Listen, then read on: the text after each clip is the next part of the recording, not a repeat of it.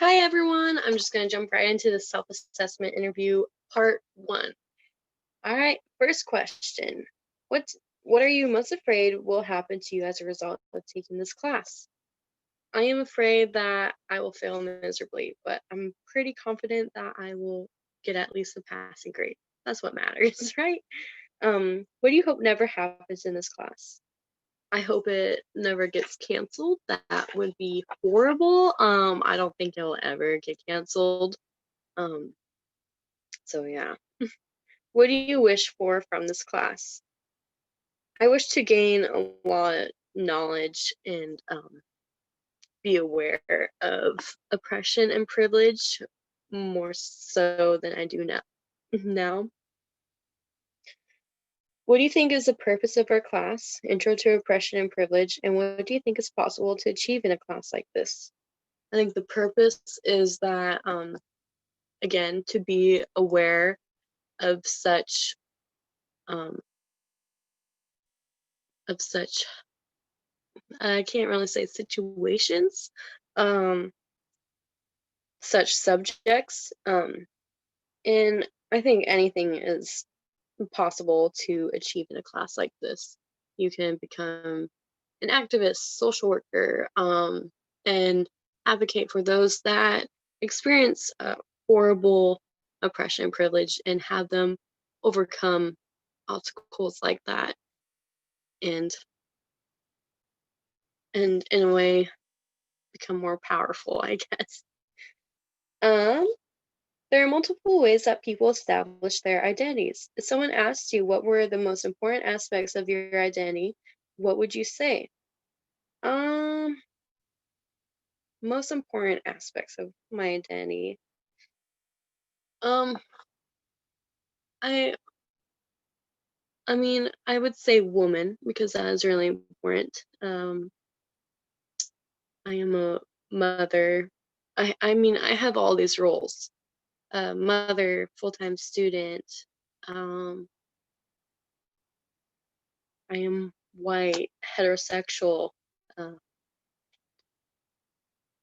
I don't really have a disability. I'm basic white girl. No, not really. I'm I'm unique, even though my identities may seem boring. um, which groups and subcultures do you see as the most important sources of support and identification for you?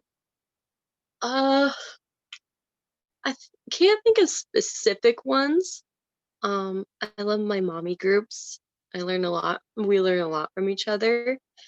Uh, it's not only mom stuff related, and uh, we talk about self care too because that's really important in life hacks or whatever. Um, I mean, I'm not really in support groups like that. Not yet. So I can't specifically say what ones are important for me because I have a lot on my plate as it is. Um, which groups and oh, I just did that. Which identities groups spark in you the strongest feelings of fear, curiosity, shame, envy? I can't really say what groups I'm afraid of or anything besides people who are in gangs. um, and when I think of gangs, gang members, I mean, they vary. I could see a variety of different races in gangs, whether they are African American, Hispanic, and white. And those are the top three that come to mind. Um, so I am a little ashamed of my uh, white ancestors for what they did to the Native Americans and African Americans, but that's in the past, yet it's still in the present. It's still talked about not briefly at all. Um, so I can't think of any groups that, I mean, I'm curious of several other groups. Um, I want to learn more about them.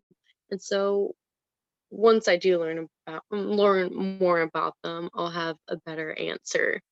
Um, and for curiosity and envy, because I don't really have I'm not really jealous of any groups. Um, some of the categories of identity we will be exploring in this class include race, ethnicity, class, gender identification, sexual orientation, age, ability, religion, disability, and national identity. Please describe your understanding of your membership and affiliation with the above categories of identity. I am white, Caucasian, uh, female, woman. Um, I think my origins of my ethnicity are German, Polish, Irish, Scottish, some others. Um, you don't really know, for sure. I am heterosexual. I'm 22. I'm able to do a lot of things. Even when I have a baby on my hip and I have one hand available, I can still do a lot. Um, I try to do as much as I can. Um, I don't really have any disabilities. I might have some learning disability, but I haven't really been able to pinpoint it. Um, and so we'll see. There's some dogs barking outside. um, so I don't have any disabilities that I can really say for sure. Um, I don't know about national identity. I don't know what's described. How often do you think about these identities and what do you think? Um, I think about them more often than I have before, just because I'm in the BSW program and I'm really starting my journey for to become a social worker. In community college, 1 to 2 years ago, I started taking women's studies classes, and that's when I really learned more about racism, identity, oppression, and privilege, and all those important subjects. Um, so, and what I think about them is that they're really important and crucial to everyday life and social work life. And moving on, which identities are a source of pride for you and why? Um, and I'm kind of going to answer the second one, which is which identities are a source of discomfort for you and why. I think it's easier to talk about discomfort first than pride, especially for most people in your identity. Just because I don't know, we're kind of in this culture where we like to judge and focus on negative aspects first before complimenting and supporting aspects. So I think I'm most uncomfortable with is my race because it is so frowned upon. Well, not really, but it is taken in a negative context. Um, but it's more towards white males, especially those in power and who are wealthy. They they bring a lot of corruption in people's lives, whether it's to be the oppressor and be the privileged person and uh, especially over minorities and people of color. Um, but I try not to be uncomfortable with my race because with who I am, my race, and myself, it's important to embrace that.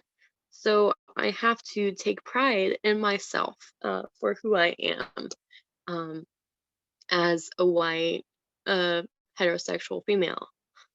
It, I mean, that's who I am, and you only have one life, so live it while you can. Um, Next question, try and find it. Okay. What aspect of identity do you struggle with the most and why? Um, I struggle. I can't really say what aspect of my identity I struggle with. Mm, I mean, I'm sure I struggle with a little bit of everything, but I overcome it sort of easily. Um, I mean, I'm a very insecure and worrisome person. So, hmm, I mean, I struggle with the way I look, but not specifically my identity, if that makes any sense. Moving on to race ethnicity. When were you first aware of yourself as a member of a particular racial or ethnic group? I think I was first aware when I was super young, like in elementary school, because the first 13 years of my life I lived in Portland. And in elementary school, I was one of the very few white people where I was surrounded by African Americans, Hispanic, and other people of color. So I was aware that other kids had different skin color and other kids spoke different languages and had different backgrounds. But as a kid, you don't really care about those things. You just want to make friends and be nice to everyone. Well, I did at least. um, some kids were not so nice. When were you first aware of people from races slash ethnicities other than the races slash ethnicities with which you identify? Um, Probably a little bit older. I mean, still in elementary school, but towards the end, that I was aware of people having a different race than mine. Um, I want to say like third, fourth grade, maybe. But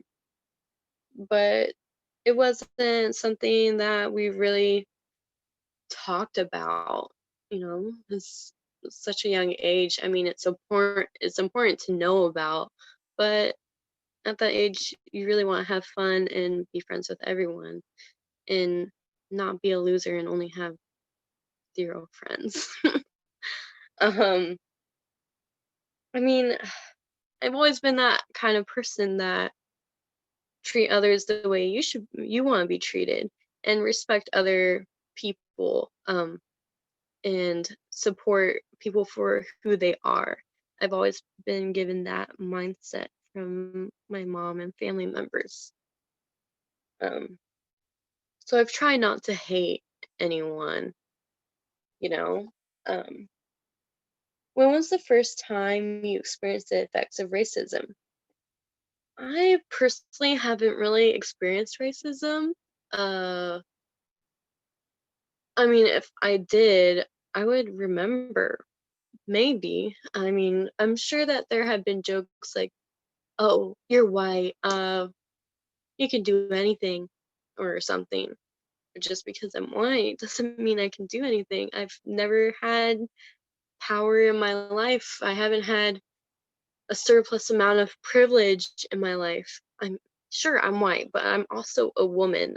I have been oppressed for my gender, especially in the workplace. Um, so I can't say when the first time I experienced racism or the effects of it. but I've seen other people experience it and been bullied for their race, especially in elementary school and probably all the way until high school. And even now, it happens every day. It's horrible. Um, who and what were the most important influences on your understanding of your racial ethnic identity? I would have to say my family. My mom sort of made me understand, but my aunts usually went into more depth and history about my race and ethnic identity and to understand where I came from and who I am. Um, which racial or ethnic group do you feel you understand the least? We talk about, I mean, all throughout my school life, we have talked about African Americans, Hispanics, Native Americans, but we really haven't talked about Asian people or people that originate from the other side. Uh, they're not not talked about in like in depth. So I don't really understand them. I mean, I've definitely heard stereotypes about Asians, being good at math and all that stuff, but that's not always the case. Um, but I'm sure that there are other racial or ethnic group that I haven't listed, and I don't understand them. Um, in America, we are only taught about quite a few different races and ethnicities. At least in my experience, I went to a lot of different schools all throughout my life, so I probably never got the proper education about history of different races and different ethnic backgrounds. Okay. Which racial or ethnic group do you feel you understand? Oh, I just did that one. How has racism influenced your ability to trust and be trusted by others and to form friendships and other relationships? Um, I've always tried not to be racist. I only make some little jokes with close friends and people that I know that won't be horribly offended by it. But I'm not gonna go outright and be racist to random people or people I hardly know. And so I try my best to be approachable and friendly and be trustworthy because I'm not that kind of person that will turn your back on you and do such things and backstab you. um, I really try not to be, and I think my friends would say the same that I'm not that kind of person. Hopefully, who knows? No, I'm kidding. Um, what topics do you avoid discussing because you fear you will appear racist? Politics for sure. Just because of who I may or may not support. Uh, other people disagree with my beliefs and the way that I view things. I mean, everyone else has different views, and I support the Black Lives Matter movement. Yet I don't know. Mm, I mean, I support someone in politics that a lot of my family members don't, and usually I get hate for it. And some people agree and they can understand, but everyone has different views, and politics are is like the number one thing that I will try to avoid, and I hate talking about politics. Um, it's just not my strong area of expertise either.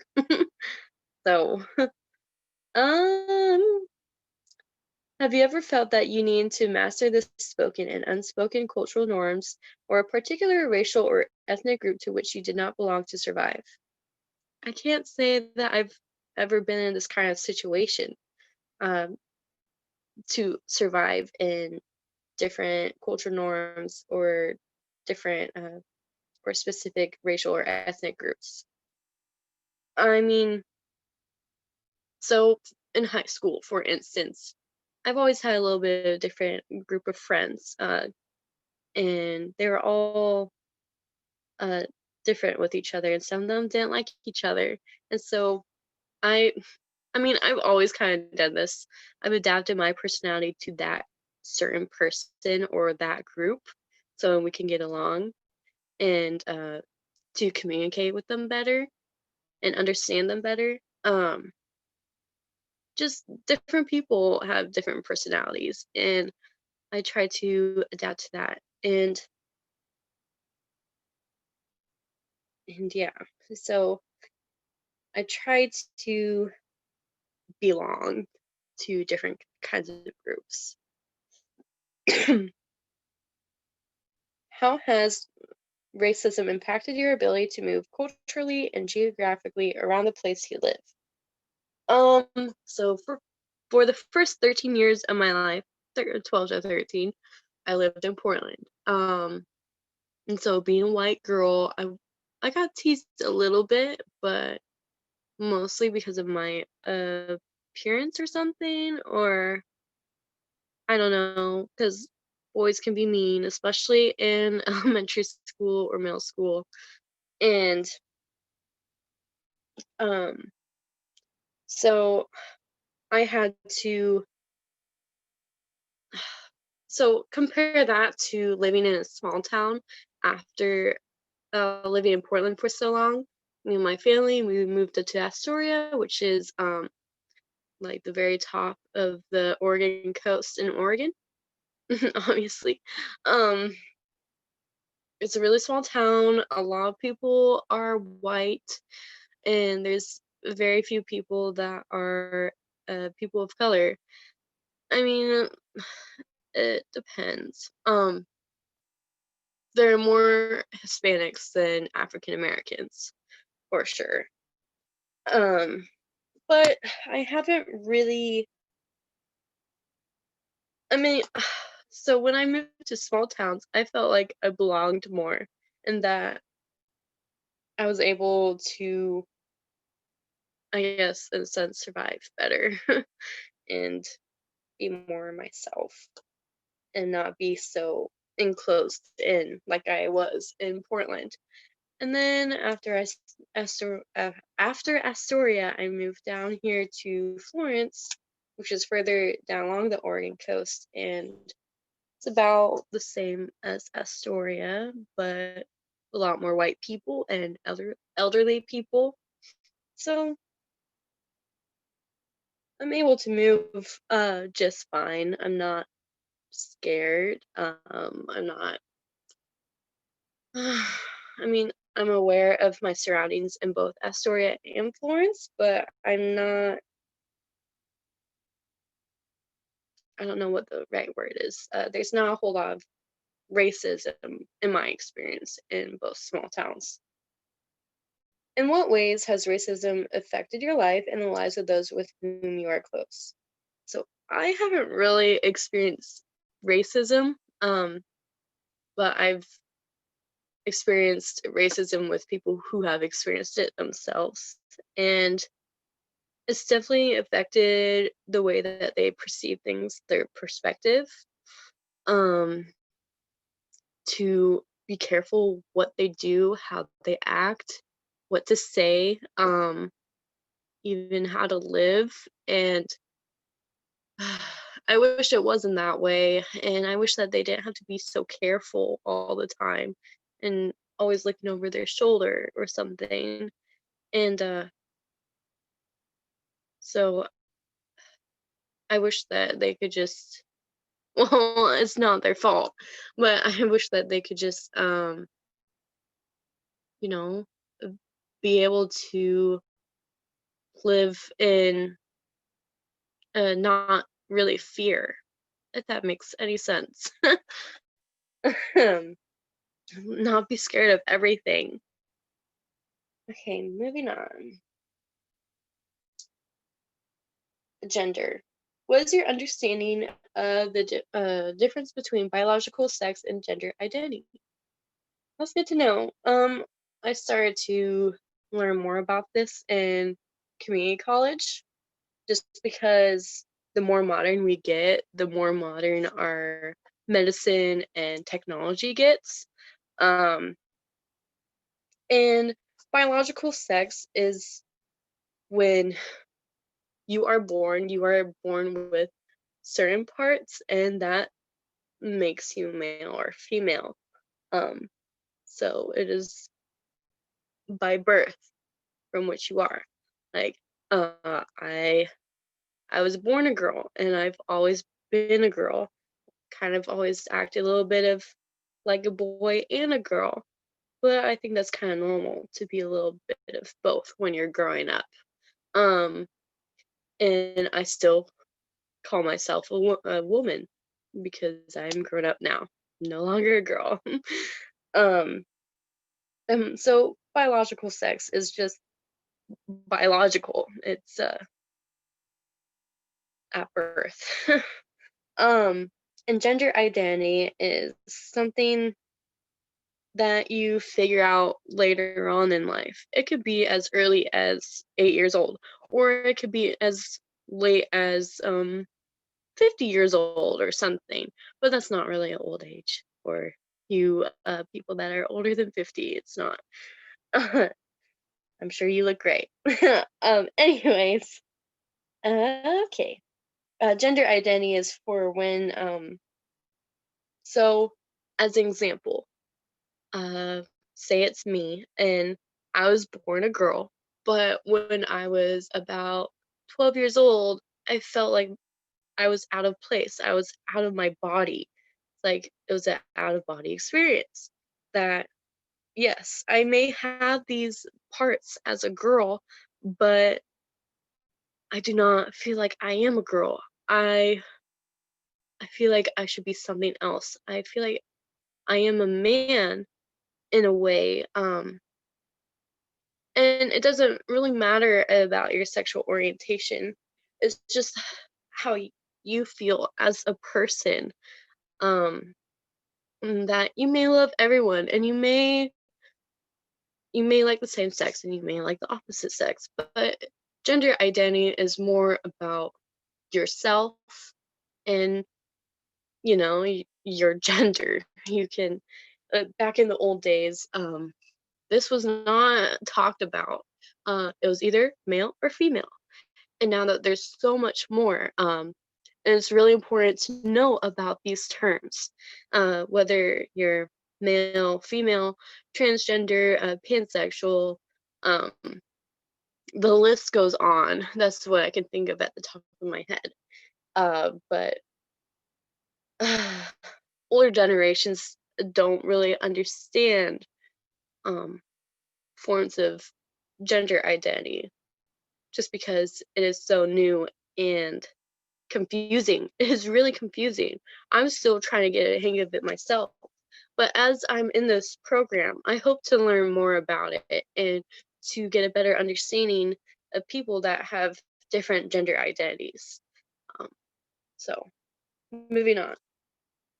When was the first time you were aware boys and girls were treated differently because of their sex? What happened? I mean, I can think of little situations from when I was little. But I can't think of like big occurrences. Sorry, I'm just uncomfortable. Um, okay. I think, well, all uh, all throughout my young life, I was kind of taught that, oh, girls are supposed to be good, have manners, be a good girl, and you know, wear dresses, play with dolls. And I did do some of that stuff. but I also did some boy things, what boys did. But usually people would say, "Oh, boys will be boys. Oh well, they can be crazy. They play with trucks, action figures, Legos, and some, I don't know. Yeah, again, boys will be boys, but girls never really could be. Oh, girls will be girls. Oh well, and it's like boys could be crazy and wild, and girls have to be confined and polite and all these things. Uh, but that's not true in every case. It's different for everyone. Um,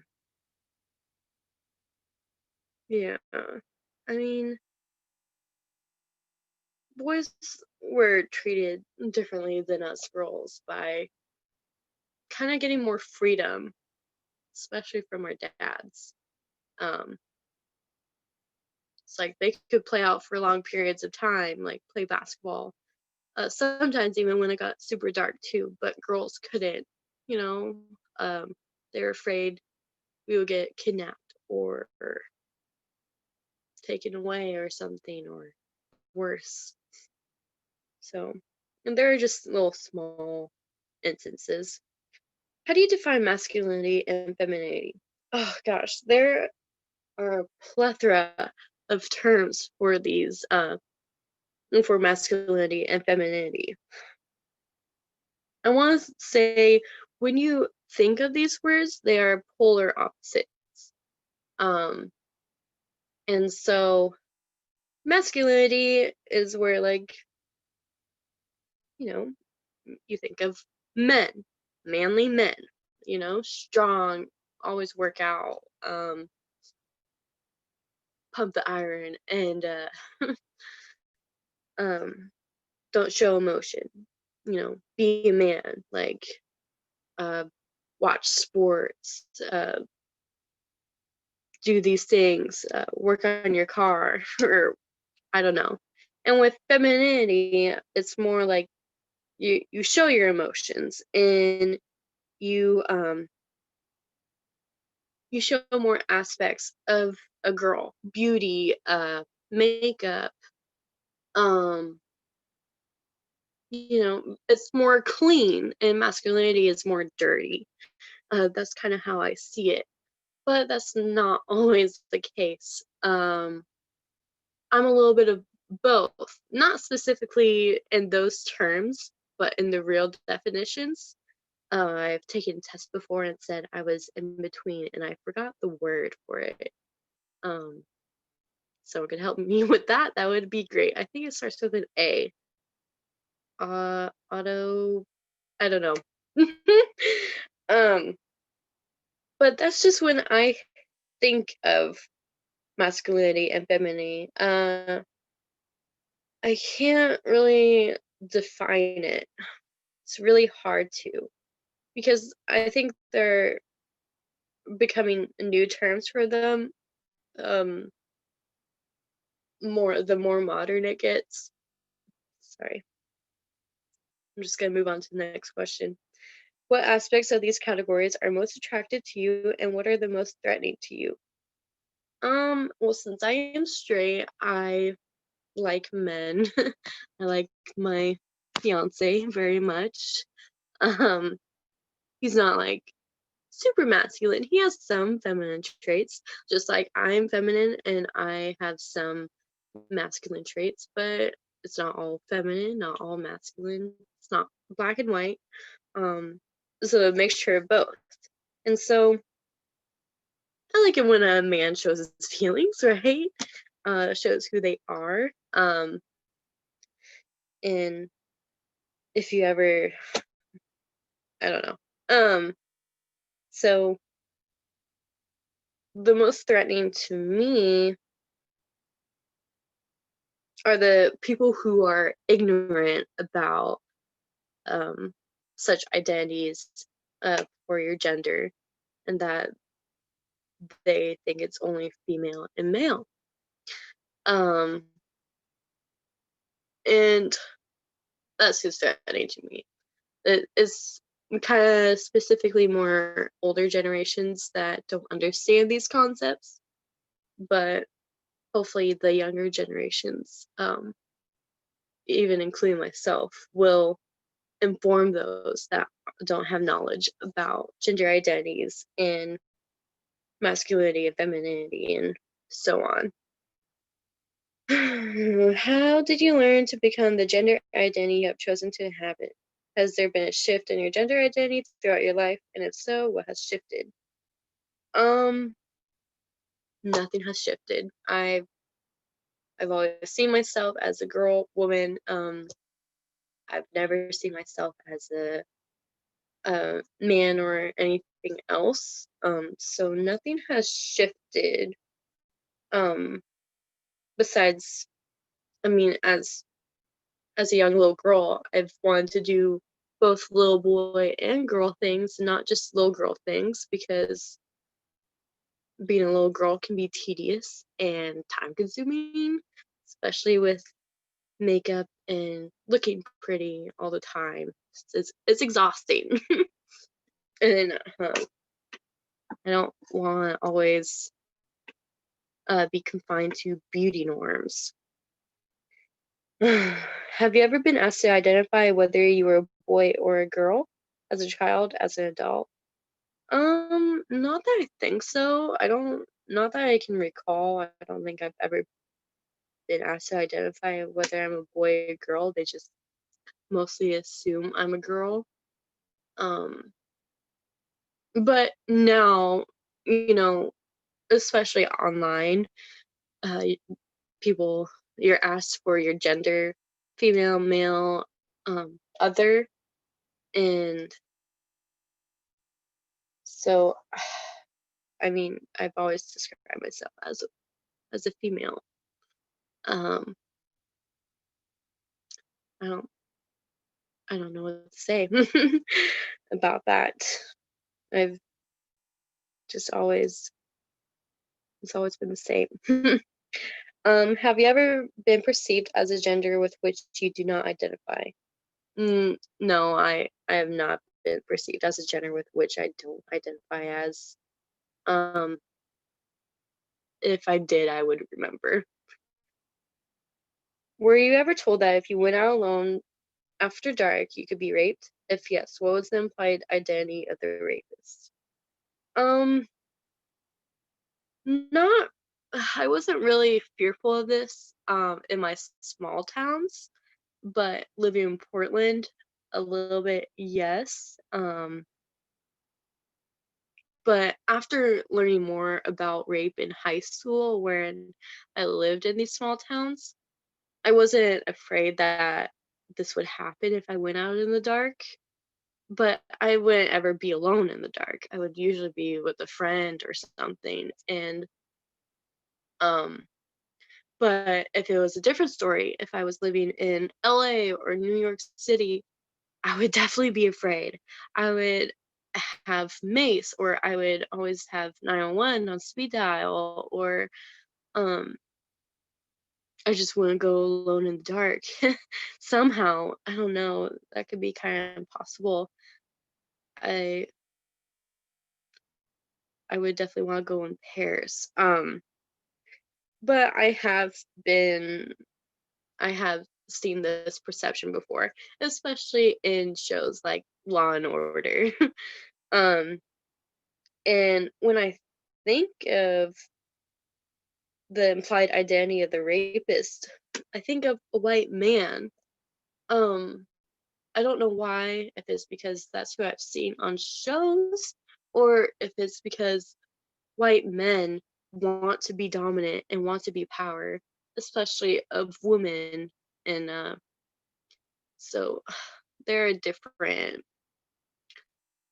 situations, but that's just who I think of.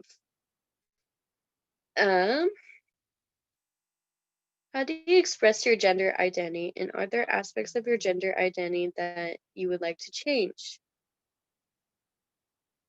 Mm, I mean, I wouldn't like to. change my gender identity specifically, I I mean, I am insecure about physical appearances and I worry about multiple things. But not really my gender identity. I express it as much as I can, but not too much. Um, I am just considered normal, I guess. Not really. What really is the definition of normal besides being heterosexual and all that stuff? Um, so I don't think I would like to change really anything. I just, like I've said before, just gotta be myself. Um, Going into sexual orientation and expression. What do you learn about straight heterosexuality and other forms of sexual expression when you were a child? When you were in college now? Um, yeah, like I just said, it being straight is considered normal. Uh, and I've seen this from a young age until now. But now that we are getting more, you know, was not curious, but we're uh, being more accepting. At least I'm definitely more accepting of different people being together than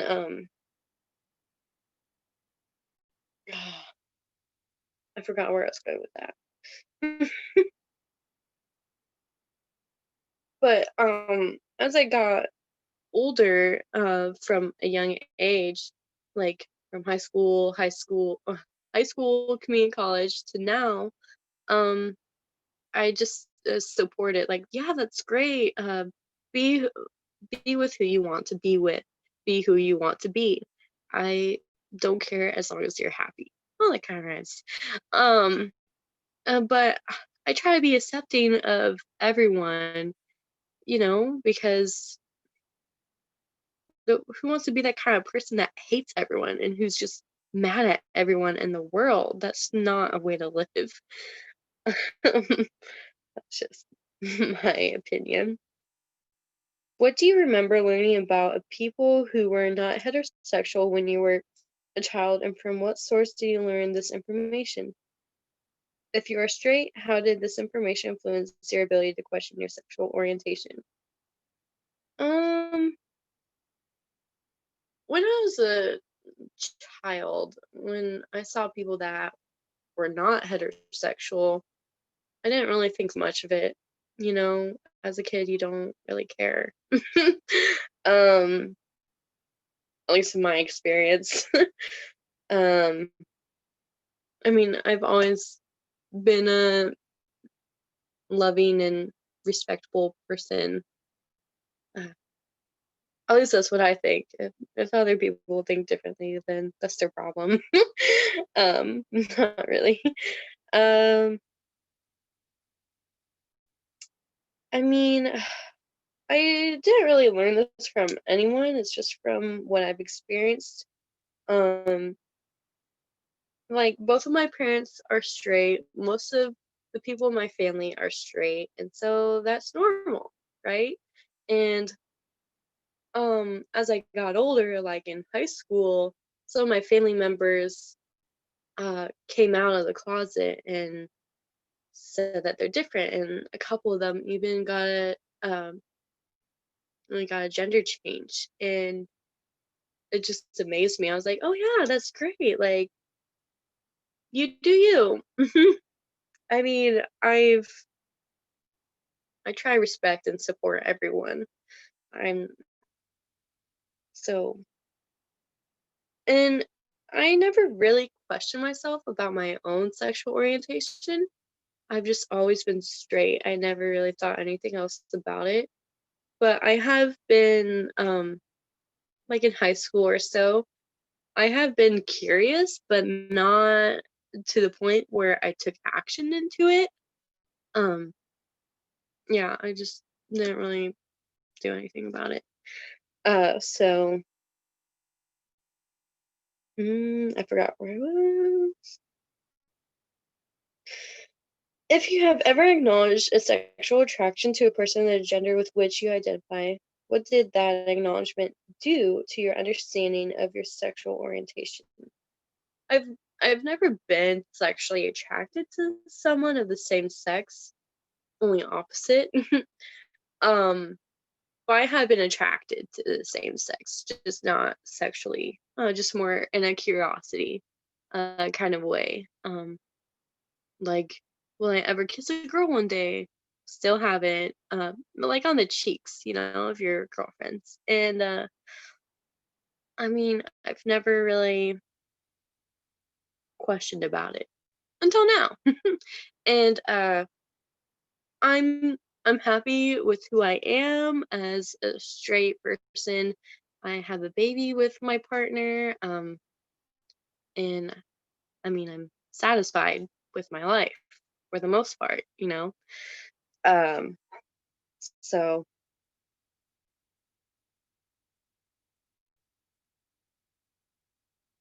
what do we gain and lose as a dominant culture by partitioning sexual orientation into categories of being and identity? Um, that's a great question. It's a pretty difficult question to answer, honestly. Uh, well, not really difficult. There are just different experiences for people for which they gain or lose in parts of being a different sexual orientation. Like, for example, let's just say my cousin um came out as a lesbian or bisexual, and a lot of family members disowned her, and so she lost a lot of family support. But she had a lot of support groups, LGBTQ plus groups that applauded her and supported her. So there are outsider groups from families and friend groups supported her possibly, and so you can gain a lot and you can lose a lot in your sexual orientation and gender identity, which is pretty sad because why can't people just accept you for who you are, not what they raised you to be, especially your parents. Um, if you're a parent and you disown your child for being gay, that is just you're being ignorant and negligent, and you're not understanding. You may not know exactly what they mean. And if my son Stanley ever came out as gay or he wants to be something different, then so be it. I will support him. But yeah, I will stand right by his side. It's something that I'm not really worried about. I'm just like, it is what it is. That's my kind of attitude with it. But in such a dominant culture, um, there could be a lot of hate and violence with changing your sexual orientation or gender. And it's really brutal. I don't understand that aspect. I don't. It's horrible. It makes me really sad. Makes me sad that people don't understand that people feel different about themselves for what other people see them as. Have you ever modified your dress to signify your sexual orientation? Have you ever experimented with dressing in a way that challenges your sexual orientation? I've had different styles kind of like all throughout my life. Um, when I was younger, I kind of dressed like a tomboy, like when I was, I don't know, 5. But my mom also dressed me like as a girly girl sometimes. So I'm a little bit of both. I try to bring both sides into it. Um, but it's never really signified my sexual orientation. the way that I can see it, but I'm sure if most people talked about that about me, they would say I'm straight just because they know me. Um, but I don't think my style has really been dressed accordingly with my sexual orientation. Is just with who I am. I mean, I'm wearing a butterfly shirt, and I have a tapestry behind me, and those are girly. And actually, Tyler picked this tapestry up, and I was thinking it. I was pretty surprised, but it was the best looking one out of the bunch that I picked out because I love the landscape. Um, but my style just goes with what I like, and and I like butterflies. I like nature and a lot of things. So I don't really know if it's ever challenged the way dressing in a way that's challenged my sexual orientation. I haven't really ever gone that far. I don't know. Moving on to disability. I'm gonna drink some water first.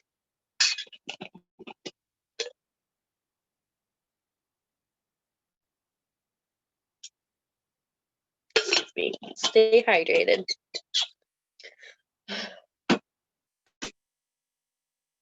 What do you remember about your first encounter with your own and others' disabilities? What feelings or thoughts did you have? Well, whenever I encountered someone that had a disability, like for instance, were in a wheelchair or they couldn't walk or they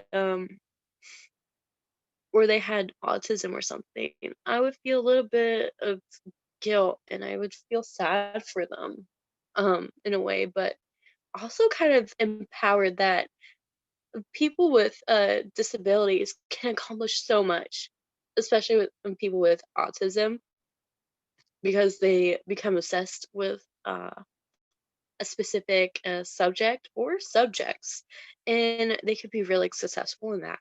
Um, but as well as other people with disabilities, some can do a lot more than people that don't have disabilities, and that's just so inspirational. Um, when I first encountered them, I'm kind of like, oh, um, so sorry, I was reading a message. Um, So, yeah, at first I am a little sad because I feel sorry for them. And they probably get that a lot. And they're probably annoyed by it or something. But every person is different. Okay. How do you define disability? What physical and mental conditions do you exclude from the category of disability and why? Um, define disability.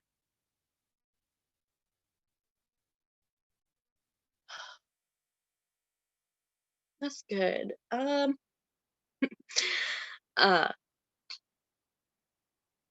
I can't think of the words to come up with it.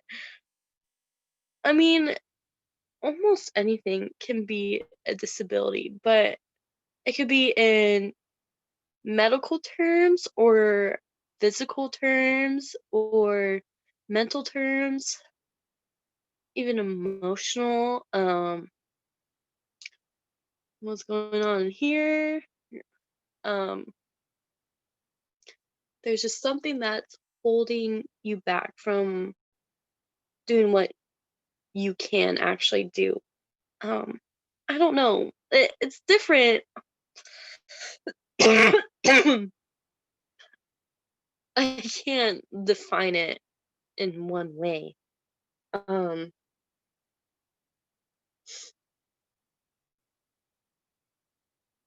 mm, I don't know what I would exclude from the category of disability. There, there's so many disabilities, and it would be hard to exclude um, most of them or some of them. Mm, like I just said before,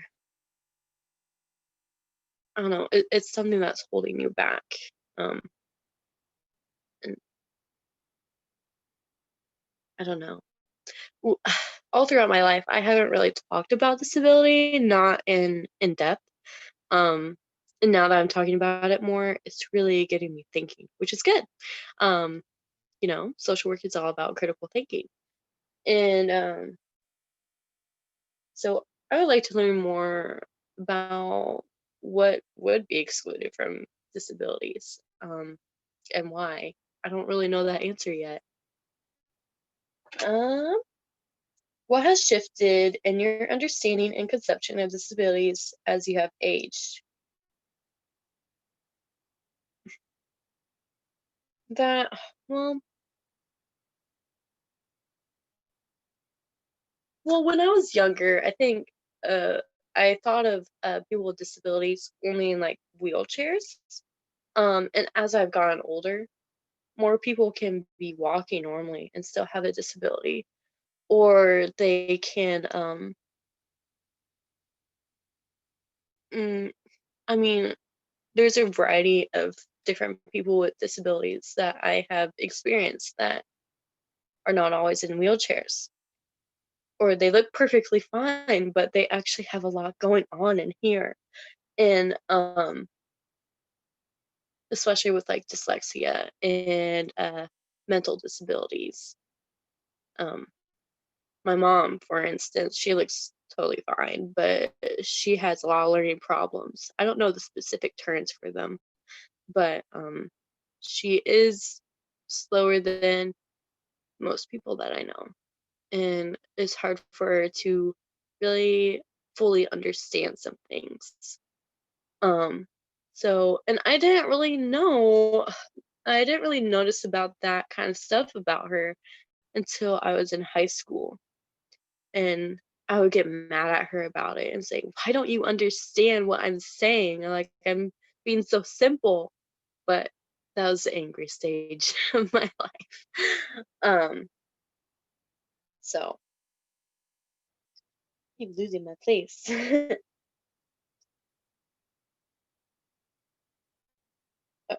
What assumptions about independence, cognition, sexuality, and pain do you hold about individuals with disabilities?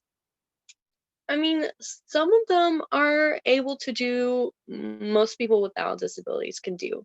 A lot of people don't perceive people with disabilities that they can have sex or have babies, or that they can be able to be on their own and do such things that normal people can do. Uh, but sometimes they can actually achieve more than than a normal person can, and that's incredible. I'm kind of jealous. But every person's different, and um I don't really have assumptions about individuals with disabilities, because everyone people with disabilities are unique in that they have different abilities within their disabilities. So um, I'm sure a lot of them are in a lot of pain, uh, whether it's physical or emotional or mental. Um, and I'm sure that they get a lot of, excuse my language, I'm sure that they get a lot of shit for their disabilities, that they get frowned upon, and that they are not as important as other people. And that just frustrates me. They are just as important as normal people. If you do not identify as someone with a physical disability, are you aware of whether your dwelling, workplace, and school are accessible to people with physical disabilities? If you identify as having a physical disability, how much of your time is devoted to advocating for yourself and teaching others to be aware of your disability? Okay, so I consider myself as an able-bodied person. I don't have any disabilities yet. Um, and I am aware of uh places, whether it's school, work. I mean, I don't. I just babysit. Um, School, work, and other means of transportation have access for those that do have disabilities, like ramps. Um, there are ramps almost everywhere I go, but there are quite a few places that I've realized that have a whole lot of stairs and no elevator smooth uh or a smooth way of getting somewhere.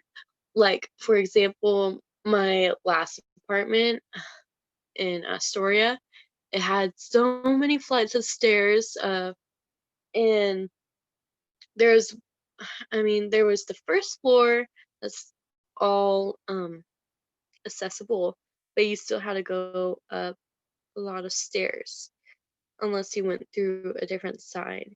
And usually the elderly people would live on the first floors, but they still had to pay more rent. And there was only one ramp, which was on a total opposite side. And the layout was just weird. It was a really old apartment complex, and there were like two different buildings. Ugh, but it had a beautiful view of the river. But I've noticed quite a few places that don't have the greatest disability, not like well, accessibility for those with disabilities. Um, what would change if you altered your conception of disability from that of a medical condition to instead a social construct? Hmm. I'm to instead social construct. Well, all my life I have seen disabilities as medical, not as much as a social construct. But now, now that we're being more aware of different types of disabilities, um, there is a bit of social context is in it. Um, so, well, like I kind of said before, that disabilities aren't always medical, and they're not always exact. Um, so, hmm, not a lot would change, but it would definitely alter in like a way that I would understand a little bit better. Um, kind of. It's still a little bit of a tricky subject for me, just because I don't fully understand it. Going next to socioeconomic class. How and when did you become aware of your class status? How did you feel about your class status? Um, I was more aware of it kind of like towards the end of high school and a little bit of college. Because we had to talk about our identities and um describe kind of where we come from. But yeah, that's when I became aware of it. And I'm a little embarrassed but about my class status, but that's where I'm at right now. I hope to have like at least a bit of a middle class when I'm older. Um, we'll see. And I don't know, it's hard to say. But I'm glad that I'm aware of my class status because it's good to know about it. Um, and be aware of your privileges in your class and what privileges you don't have in your class. Because there's always going to be someone above you, unless you're at the very top and you're wealthy and everything and empowered. Um, what advantages, if any, have you gained from your class status? Mm,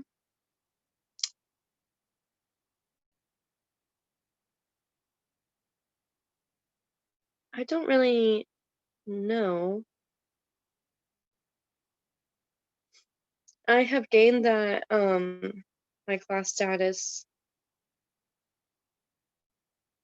has given me opportunities to uh, go to college, get financial aid, get help from financial aid. Um, um, just mostly to help me with school, really, and a little bit more respect than classes are below me. I can't really say. How would you define the term middle class? Middle class is working, working middle class, but like average. They're not getting paid a lot, but they're not getting paid little. Um, they are the working class. And I think their salary or something ranges from ranges around 35,000 a year or so, uh, until maybe 60 grand a year. But that might be a little high. Um, I might be getting a little bit confused. It's been a while since I have gone over the actual terms of middle class. But yeah, I would describe middle class as working class. What salary range would you attribute to middle class standing? Oh, I just said it. Around 35 to 60, give or take. Could be 30 to 45 or not, or 50. I don't know. What is the difference between class status and money? So, class status is kind of where you rooted from, and then, like, say your mom is, your family is in the working class. You might end up in the working class as well, but say that your family is horribly poor, you'll probably be poor for uh, the majority of your life. You are just mm, you just kind of stay in the class that you were born in. Um, and money is always needed, no matter what class you're in, and it's just really important to have, especially when unexpected things come up, or that you have an unpaid bill or something. And I don't know. When class status and money come together, they're kind of combined into each other. They really shouldn't, because you could get them all mixed up. But that's how I define them. That they should be separate, but usually money comes into the picture a lot with class status and uh, what class you're in. Um, what images arise in your mind when you think of the term poverty? How can you tell if someone is poor? How can you tell if someone is rich? What images arise in your mind when you think of the term rich? So when I think of poverty, I think of really struggling to get by, struggling to get for ends to meet. That you're hardly eating. Maybe you had the electricity shut off, or maybe you never really got it, or you had to find groups resources in order to keep your hygiene up, or so most cases when you're poor you have low hygiene, but that's not in all cases. When you're poor, you're constantly trying to play catch up, and you may have a couple to three jobs in order to pay for rent, but that's barely covering rent. And then you have kids, and then you're struggling even more. um Poverty can N- Also, I also picture people with dirty, ripped clothes, or usually what comes to mind is Africa. And as the danger of a single story said, is that um, that's not always the case in Africa. um, but that's just kind of what we were taught in the United States and what we were shown. Um, so how can you tell if someone is poor? Well, homeless people are usually poor, and they're usually dirty, stinky, and uh begging for money on the streets. That's definitely poor. Um, and I try to help out as much as I can, especially if they have a dog. I give the dog treats. um, but how can you tell if someone is rich? They dress properly. They have their verbal skills are advanced the most. They use big words. They sound intelligent. Um, Clean. They When I think of a rich person, I think of a old man smoking a pipe in his lounge room or something. I don't know. Um, and and so yeah, when I think of rich, I think of that, and uh, fancy cars and fancy meals and big rooms, mansions, lots of rooms, just an over amount surplus of wealth, and uh, they share it with little to no people, which is unfortunate. Um, if I had enough money, I would buy a house, uh, get a new car, because I, me and my partner, we still live with his parents after a year. We've been trying to find a place, and now that these fires started, more people need homes. And our car is getting old. It's almost at 300,000 miles. But it's a Honda. As long as we take care of it, it should be fine. But we do need a new car soon. And if I had enough money, I would buy a new house for my in-laws and my parents. I would uh probably donate money um to a whole different organizations, especially those who are homeless. Because there's a lot of homeless people right now. And I would try to save a lot of it and think of more ways to spend it. um, People with money are they're very smart. Most of them are selfish, really selfish, and that's how they get rich. Um, and yeah, I just think of smart and selfish. So, some rich people are rude and cruel, and they have horrible views on the world, but I don't know. What do we gain and lose in the US by arguing that everyone, regardless of class origins, has the opportunity to become successful and move up the economic ladder?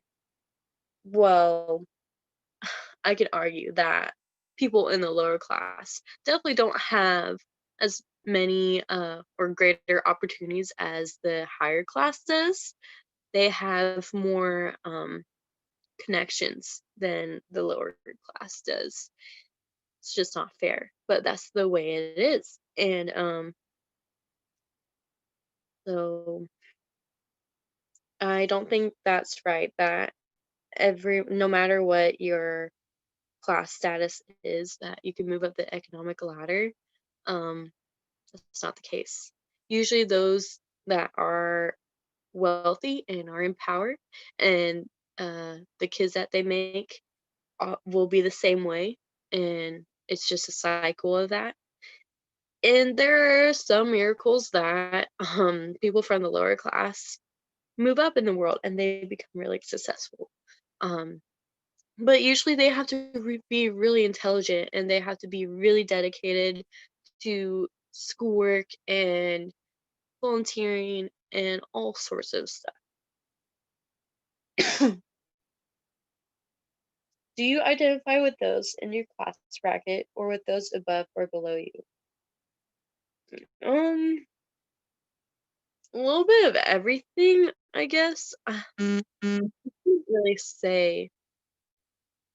Um, Maybe a little bit of every class bracket that I can identify with. Not so much the higher ladder, but more so the lower and the one that I'm in. All right, moving on to age. What are your first memories of someone you considered an elder or elderly? What kind of relationship did you have with them? Elderly people I've mostly viewed as grandparents because most of my grandparents are elderly. And so those relationships are, you know, they're friendly and that they, it's family. Um, and other people that I've considered elderly are, I don't know, just those that are in my community, I would say. Um, Next question. Have you ever felt that aspects of your personality of interest didn't fit the numerical age you were at the time? How did this dissonance affect you? Hmm, I can't really say if I've ever felt this way. I guess I've always felt my age or younger because I've always looked younger than my actual age. And so, and people usually think that I am younger. And hmm, but I am mature for my age. I haven't been immature. So, it's affected me in a way that hmm, I don't know. It's tough. I haven't really thought about my age or anything. Okay, I'm moving on. um, what would you feel comfortable having a boss who is younger than you? Or would you feel comfortable having a boss who is younger than you? No, because I would rather have a boss that's older than me who has more experience and that is more capable and resourceful and knowledgeable about their work. Um, Especially in social work, it all comes with experience. And if I had a boss who was younger than me, I would question their ability to be a boss a lot. And I would probably try to take over. Not gonna lie. Um, was the appropriate age range between members of an adult romantic couple? How far is two apart? Um, so my aunt and her husband are about 20, almost 30 years apart. Um, my aunt Linda is 70 and her husband Rod, he's a Native American, so I've experienced a lot of um sun dances and rituals with him that are amazing, especially sweat lodges. Um, Anyways, he's about as old as my great grandma, which is my aunt Linda's mom, and he's about 95. So 25-year difference. But when you're older, like I want to say you have to be at least an adult for a long age gap. Otherwise, it's just weird. Mm, it can be tricky. It's a really tricky subject to talk about. But say like you're a woman is 30 years old and a man is 45. I think that's okay. Maybe older than 50 would be a little skeptical. I don't know. I don't like the very big age gaps, but if people are okay with it, then whatever. I'm only a few months younger than my partner, so um, I feel like your age and your maturity is important, but everyone's maturity and their age can be different. Okay. Oops.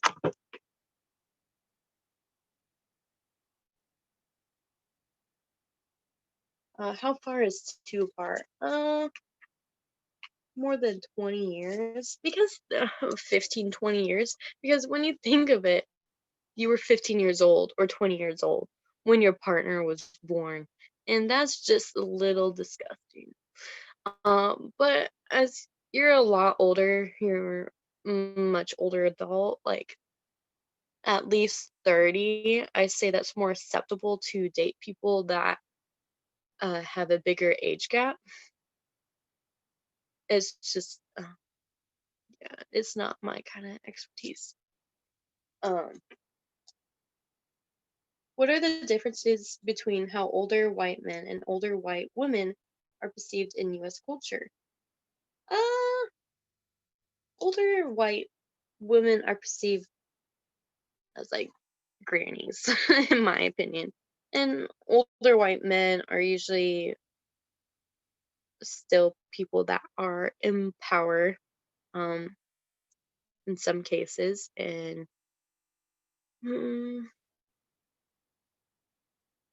I don't know. So older women just lay back, and older white men are still forward, if that makes sense in US culture. What are the differences in how our older men and older women are perceived in the culture with which you identify? Um, I don't really know because the older generations have different experiences and they are taught differently than what we are taught now. So we all have different beliefs and culture differences. I mean, the only way I can really identify with them is that we have the same race. In I don't know. I kind of follow like the same roles as we used to. I take care of the baby. Um I stay at home. But at the same time, I'm going to school. I'm getting an education, and there's some things that Tyler does for me that I don't do at home. That's considered a housewife chore. And he watches the baby too. Like right now, I'm taking this video. Um, what will you lose as you age, and what will you gain? I'm not. I'm sure I'll lose a lot as I age. um, my mind. um, what will I gain? As I get older, I will gain experience and wisdom, but as I age, I will lose memories and I don't know. Okay, present life. When was the last time you talked about race, class, disability slash ability, sexual orientation, gender, or age? When and where did that occur? What did you say? What did you wish you had said? How frequently do you discuss these issues? I mean, little. I don't talk about these like every day. But when I do, it's with people who understand these concepts, like close friends and Tyler. But when I really had these kinds of conversations, it was last year in community college in women's studies classes and other classes that are related to it. Um, and so we talked a lot about a lot of issues that relate to this and how people are mistreated and uh, that there's injustice, whether it's with your race or gender or disability. And so, um, so yeah, that I usually said what I've said in this video, um, is that, I mean, everyone has different perspectives on it, and that such different issues should be talked about, and people should learn about it. My mind is blanking. Um, and how frequently do I discuss these issues is kind of whenever it comes to mind or when it comes up. I definitely talk about it more now than the summertime because I wasn't doing anything in the summertime, and now I'm taking all these social work classes. So I'm definitely thinking about it a lot more. Um, have you experienced internalized oppression? In what ways does it show up for you? Mm, I can't think of anything. Internalized oppression. It just kind of sneaks up on me. It sneaks up on me when I least expect it. Um, have you ever been a member of a political coalition of diverse groups? What happened? How did it feel? Um, Sort of, like I said, I don't really get into politics. But when I do, people can just bicker and fight with each other, and we'll just get nowhere because we all have different beliefs, and we talk about what's right and what's wrong, and we just get mad at each other, and we don't really solve anything. Um, so it feels like nothing is accomplished in those kinds of situations unless we actually come to a full understanding of what we all think. Um, have you ever organized against a social injustice? I have not yet, but I will, hopefully when I'm more experienced. How do you define power? Hmm. Power is, hmm, how can I explain it without using the actual word? Um, that was an accident. Power is, hmm,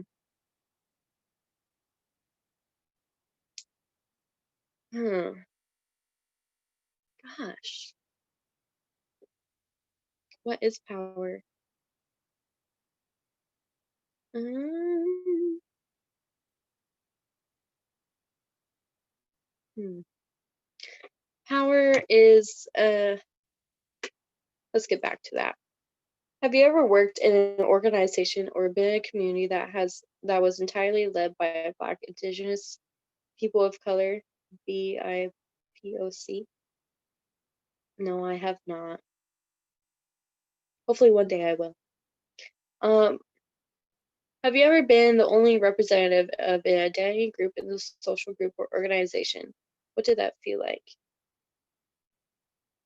Mm, I mean, the only thing I could think of is from when I was younger in elementary school. I was one of the very few people that were white, and so I felt like I was an outsider. Um, that I didn't quite belong until I moved to the small towns.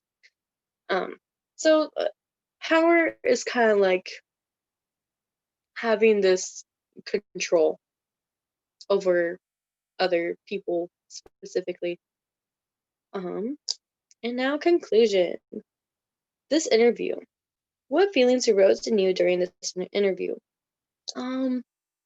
A little bit of confusion, frustration, just because uh, these topics are so hot and heavy a little bit, especially right now, and they consider a lot of critical thinking. And I have a Zoom meeting in about 10 minutes, and there's still a lot I have to do today. Um, and so, yeah, what topics? But I'm also glad I'm doing this interview because this is so important, and I'm gonna be glad when I reflect back on it. Um, what topics or questions made you uneasy? Um, all of them really, because they're all a little bit uneasy to talk about. They're not specifically like normal to talk about or accepted as other things, I guess. What topics increased your curiosity? Um, what was it? Disability for sure. A little bit of class. Um, yeah, class and disability. Just because I haven't really gone to in depth about them before. Um, but I'm sure we will in this class. What's the relevance of this interview to your practice as a social worker? Well, oppression and privilege is really important. Like I've said before quite a few times, that it's really important not only as a social worker and how to find oppression and privilege in such situations, but it happens in everyday life. Whether no matter your race, gender, ethnicity, it happens everywhere. And so, yeah, it's important to acknowledge oppression and privilege and be aware of what it is and how to overcome it and just to move on. But you can never fully move on from oppression and privilege. Um, but this interview will help me reflect about what I thought before, well, the beginning of this term, compared to the end, and see how much I've really learned. And um, yeah, I'm excited. Have you talked about this interview with anyone who isn't in social work? What was their response to this assignment? I mean, I had to tell my partner, since he has the day off, that he has to watch Stanley, our son, while I do this because I'm easily distracted and I would take a much longer time on this interview. Um and so he's not in social work, and I didn't really go over the questions with him or anyone else. Um but So he didn't really have a response saying, "Yes, I'll watch Stanley. It's fine." Um, so, all right, the end.